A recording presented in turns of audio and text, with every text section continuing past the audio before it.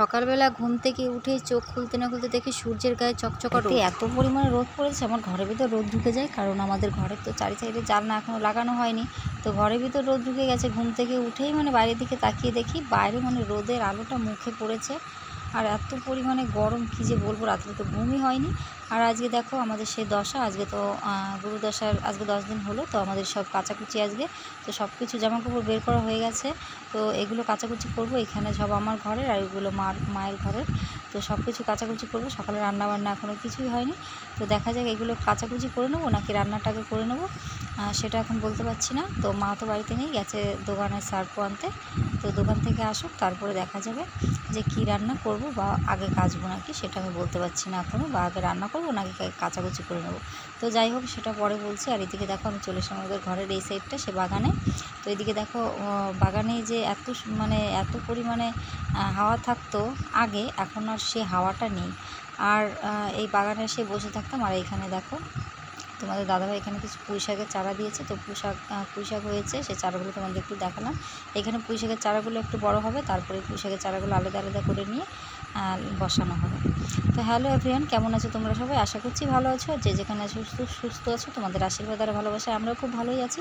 আর দেখো মেয়ে তো কোলে ঝুলেই পড়েছে, একটু কোলে নিয়েছি। ও নিচের দিকে নিচু হয়ে কোলেই থাকবে, কিন্তু নিচু হয়ে মাটি নিচে গাছপালায় এসবই দেখবে। মনে হয় যেন ওই নিচে হেঁটে হেঁটে বেড়াবে, আমি কোলেই থাকবে না, এরকম। তো তারপরে দেখো সব কিছুই বের করা হয়ে গেছে। আর এদিকে দেখো এই ব্ল্যাঙ্কেটটা সেদিনকে আমি কেচেছি। তো আমার যে বোন এসছে, আমার বোন আর আরেকটা মেয়ে, সেও আমার বোন হয়, আমাদের বাপের বাড়ির সাইডেই, আমার বোনের সঙ্গে একসঙ্গে পড়াশোনা করে। তো আমরা 3 জনা মিলে ওই ব্ল্যাঙ্কেটটাকে কেচেছি। তা কাচার পরে এখনও আমি তুলিনি, চেয়ারে রয়েছে। এত গরম, কিন্তু তুলবো যে আমাদের ঘরে যে কিসে তুলবো, একটা বাক্স, তো একটা বাক্সর মধ্যে লেপ তোষক সব কিছুই ভরা। তো আমি যে ওটা কিসে রাখবো, সেটাই আমার রাখারই জায়গা নেই। তো কিসে রাখবো ভেবেছি যে বস্তার ভিতরে ভরে ওকে ব্ল্যাঙ্কেটটা রেখে দেবো, কিন্তু হয়ে উঠছে না। শুধু ভাবছি যে ভরে রাখবো, কিন্তু হয়ে উঠছে না। তো তারপর দেখো ছেলেকে তো এদিকে পড়াতে চলে এসেছে, ওকে পড়তে বসেছে। আর আমি একটু বিছানাগুলো তোমাদের একটু দেখিয়ে নিলাম। তো তারপরে দেখো সব কিছু জামাকাপড় কাচাকুচি করে এসে, কাচাকুচি সব কিছু আজকে কী যে বলবো, তোমাদের সঙ্গে শেয়ার করতে পারলাম না। অর্ধেক জামাকাপড় কাচা হয়েছে, মা কিছু কেচেছে। তারপরে সকালে কী খাওয়া দাওয়া করবো, কাচতে কাচতে অনেকটা দেরি হয়ে গেছে। তারপর কী খাওয়া দাওয়া করবো, তোমাদের দাদাভাই দোকান থেকে আসার সময় ও পরোটা কিনে নিয়ে আসলো। তাই পরোটাই সবাই আমরা খাচ্ছি। আর মা জামাকাপড় কাচছিল, তো মাকে বললাম যে তুমি রান্নাটা বসিয়ে দাও, আর যেগুলো জামাকাপড় আছে আমি সেগুলো কেচে দিচ্ছি। তো তারপরে মা এদিকে রান্না করছে, আর তার মধ্যে তোমাদের দাদাভাই পরোটা নিয়ে চলে এসছে।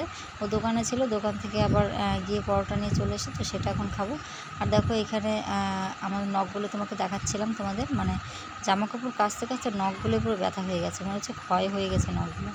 তো এরকম নখগুলো ব্যথাও হচ্ছে। তো কিন্তু সব জামাকাপড় কাচা হয়েছিল না, কিছু ছিল, সেগুলো পরে কাচলাম।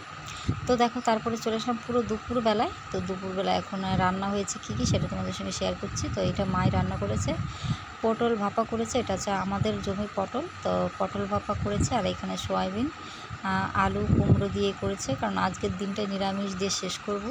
কারণ নিরামিষ খেতে খেতে যে কী অবস্থা হচ্ছে। আর এখানে আছে দুধ, যে নিরামিষ খেতেই পারি না। তো ওই নিরামিষ খেতে খেতে মাসখানেক হয়ে গেল নিরামিষ খেতে খেতে, কী যে বলবো। মাছ না খাই, মাছ দিয়ে তরকারিটা হলেও যেন মনটা শান্তি করে আমি পেটটা ভরে দুটো ভাত খেতে পারি। কিন্তু নিরামিষ না খেতে খেতে নিরামিষ তো খেতেই পারি না। আর খেতে খেতে চেহারাটার হালটা দেখো আমার, খেতেই পারি না আমি, কী যে বলবো, খেতেই পারি না। কিন্তু আজকেই লাস্ট, কালকেই মাছ মাংস যাই হোক না কেন কালকে তো খাবোই। তো যাই হোক, চলো খাওয়া দাওয়া করে নিই, তারপর তোমাদের সঙ্গে পরে আবার কথা হচ্ছে। তো তারপরে দেখো চলে আসলাম পুরো বিকেলবেলা। তো দুপুরে খাওয়া দাওয়া করে তারপরে কিছু কিছু জামাকাপড় শুকিয়েছিল, তো সেইগুলো নিয়ে এসে ঘরে ভাজালাম। কিছু ভাজানো রয়েছে, তো সেইগুলো ভাজাবো ভেবেছি। বাইরের কাজটাকে করে নিই, কারণ সন্ধ্যা লেগে যাচ্ছে, ওই জন্য তাড়াতাড়ি বাইরের কাজটা করে নিই। তো ঘরে বসে তো সন্ধ্যার পরে জামাকাপড়গুলো ভাজাতে পারবো, কারণ আমি বেশিরভাগ জামাকাপড়টা ভাজাই সে সন্ধ্যার পরেই। এই সময়টায় হয়ে ওঠে না ভাজানো, যত জামাকাপড় ধুই না কেন সব থাকে আমি সন্ধ্যার সময়, তেমন কোনো কাজ থাকে না, তো সন্ধ্যার সময় ভাজাই। আর দেখো এই ঝাঁটাটা দিয়ে আমি উঠোনটা ঝাড়ু দিচ্ছি, কারণ এখন এখনকার মানে আমার যেরকম শরীরের অবস্থা, মানে আমার এখন এই ঝাঁটাটা দিয়ে উঠোনটা ঝাড়ু দিতে খুবই ভালো হয়। কেন বলছি, মানে আমার ছেলে যখন হয় তখন আমার কোমরে বেশি একটা সমস্যা ছিল না, কিন্তু আমার মেয়ে হওয়ার পরে কিন্তু আমার কোমরে না অনেক রকমের সমস্যা হয়ে গেছে, মানে খুবই মাজা যন্ত্রণা হয় কোমরে। এর জন্য এই ঝাঁটাটা আমার জন্য এখন খুবই ভালো, মানে নিচু উঁচু হতেও খুবই যন্ত্রণা হয় মাজায়। তো আমার ছেলে মেয়ে দুটোই আমার সিজারে হয়েছিল, তো এর জন্য আমার খুবই মাজায় মানে কোমরে খুব সমস্যা, তো এর জন্য আমার ঝাঁটাটা খুব সুন্দর হয়েছে। তো তারপরে দেখো সব জামাকাপড়গুলো আমি এনে জামাকাপড়গুলো কিছু কিছু ভাজিয়েছি, আর কিছু আবাজনও রয়েছে সেগুলো ভাজাবো। তো আগে বিছানার বেড কভারটা নিচে নিই, চলো। আমার ঘরের জানলাগুলো দিয়ে দেখো যে সব গাছপালাগুলো দেখা যাচ্ছে, কারণ আমার ঘরটা অনেক ঠান্ডা হতে পারে তোমরা ভাবতে পারো, কিন্তু আমার ঘরটা বাগানের মানে আমাদের বাড়ির সাইডে পুরো বাগান, কী যে বলবো, আমার ঘরের পেছনে আমার ঘরের সামনে মানে সবই বাগান আর বাগান। কিন্তু আমাদের বাড়িটা ঠান্ডা হওয়ার দরকার, কিন্তু কিন্তু সেরকম ঠান্ডা নয়, কারণ হাওয়া বাতাসই নেই, তাহলে কী করে ঠান্ডা হয় বলো তো। এর জন্য মানে খুব গরম। দেখো গাছের পাতা একটাও নড়ছে, তোমরা দেখো জানলা দিয়ে একটু দেখো, গাছের পাতা নড়ছে না, তাহলে কী করে ঠান্ডা থাকবে। কিন্তু যখন হাওয়া ছাড়ে মানে খুবই হাওয়া হয় তখন কিন্তু আমার ঘরটা খুবই ভালো, মানে ঠান্ডা হাওয়া ঢোকে, তখনকার জন্য খুবই ভালো। আর এখন প্রচুর গরম, কারণ এখন হাওয়া বাতাস নেই, এই জন্য প্রচুর গরম। তো আমি সারাদিন এরকম জানলাগুলো খুলেই রাখি যে ঘরের ভিতরটা একটু ঠান্ডা হয়ে থাকুক। কিন্তু দুপুরবেলায় যখন দুপুরটা গড়াবে তখন দেখবি জানলা দিয়ে রোদ ঢোকে, আমার বিছানার উপরই রোদ ঢোকে, আর বিছানা গরম হয়ে যায়। যখন দুপুর টাইমটা আমি জানলাগুলো বন্ধ করে রাখি যাতে ঘরের ভিতর রোদ না ঢোকে। যখন বেলাটা মানে পড়ে যায় সেই সময় দুপুরের পরপর তখনই বিছানাগুলো গরম হয়ে যায়, এই জন্য আমি তখন জানলাগুলো বন্ধ করে দিই। আর কিছু কিছু দিন এমন গরম হয়ে থাকে বিছানা, আমি তো বিছানার উপর জল মানে ছিটিয়ে বিছানা ঝেড়ে তারপরে বিছানায় উঠি, মানে এরকম গরম হয়ে থাকে বিছানা। তো তারপরে তো বিছানাগুলো আমার গুছানো হয়েই গেছে, আর এইদিকে দেখো সব কমপ্লিট। আর এই অলক্লোথটা পেতে দিলাম, কারণ মেয়ে তো বিছানায় টয়লেট করে, তো ছোটো হয়ে গেছে অলক্লোথটা, এটাও ছিল আমার ছেলের সময়। চলে আসলাম পুরো রাত্রেবেলা এখন, আর এখন বাজে কটা জানো, এখন বাজে 9টা 16। তখন 9টা 16 বাজে এখন খাওয়া দাওয়া করবো, খাওয়া দাওয়া করে শুয়ে পড়বো। ওইদিকে মেয়ে দেখো ঘুমোচ্ছে, আর ওই যে ছেলে ওই যে শুয়ে আছে। আর তোমাদের দাদাভাই চলে এসেছে দোকান থেকে, এসে ওই ঘরে রয়েছে টিভি দেখছে। আর আমি এখন রাত্রেবেলা অনেক কিছু কাজ করে নিয়েছি, মানে গোছগাছ যাকে বলে, জামাকাপড় অনেক কিছু ধুয়েছি, তো যেটা যেখানে রাখার দরকার সেখানে রেখে, আবার এইখানে দেখো একটা পর্দা, এই পর্দাটা টানালো।